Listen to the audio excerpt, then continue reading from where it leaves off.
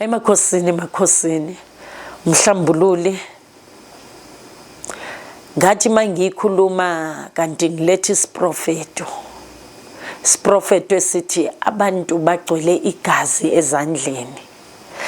Uma ngikhuluma ngaloko ngikhandlekile namhlanje, ngikhathela, I'm exhausted. Kodwa ke ngizokhulumisa indaba. Kunama sessions esiwayenzayo sitholakala everywhere, asikho based kuphi. Mina ngi-based eSoweto eDiepkloof, kodwa lama sessions esiwayenzayo angiwayenzeli kimi ngumuntu wemvelo, kuya ngokuthi imvelo isisaphi. Kodwa ngizokhuluma ngabantu abanegazi ezandleni. Kunabantu ababulala abantu, yes, baseva ejele kodwa badinga inhlambululo. Kunabantu icala labo kwaba yi self defense kodwa labantu basahamba ngamathunzi. Kunabantu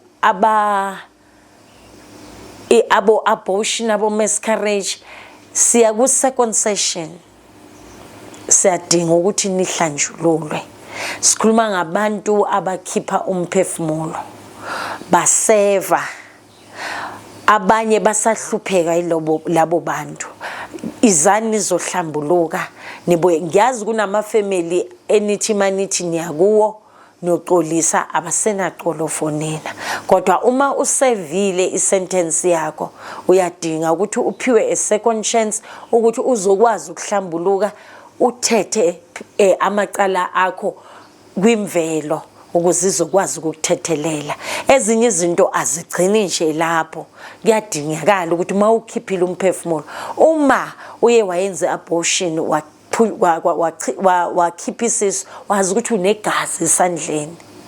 Nanoma ngabe uye waphunyukelwa isisu, kuyenzeka ukuthi lesisu sichithwe abantu bobumnyama abathakathi yenza ukuthi uchithakalelwe isisu. Nakhona lelo gazi lobuza kuwe ngoba awulandelisisanga indaba ukuthi lesisu siphunyuke njani. Niyekelani ukulalela odokotela besilungu kuphela.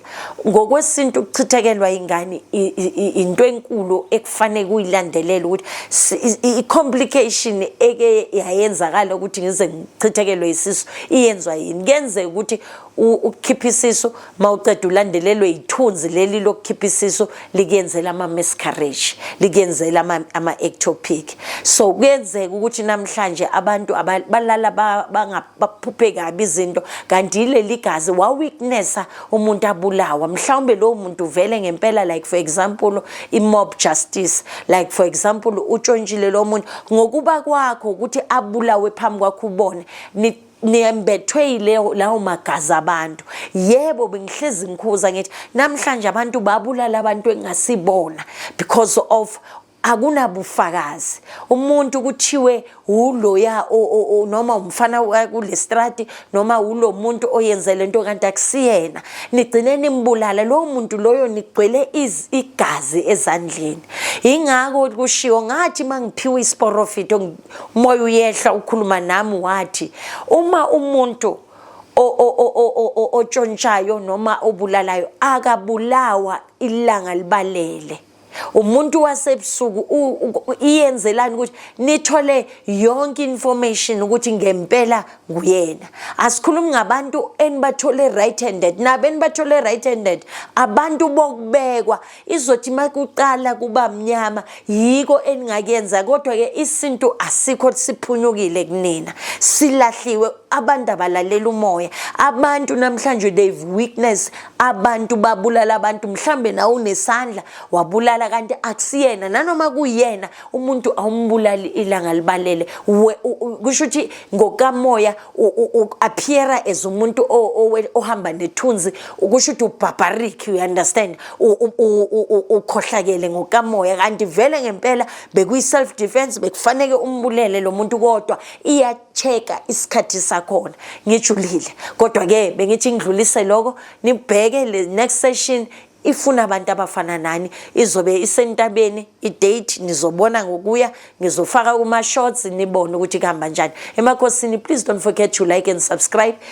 Inamba ilapha ku caption nizobona, and then sisho ngoba siqala ngeinsebenzo zokuthi uhlambululeke, uzokwazi ke manje siyemvelweni la imvelo izo weakness ukuthi ngempela apologizile noma ushwelezile wa service sentence waqeda. Emakhosini akuyokhanya.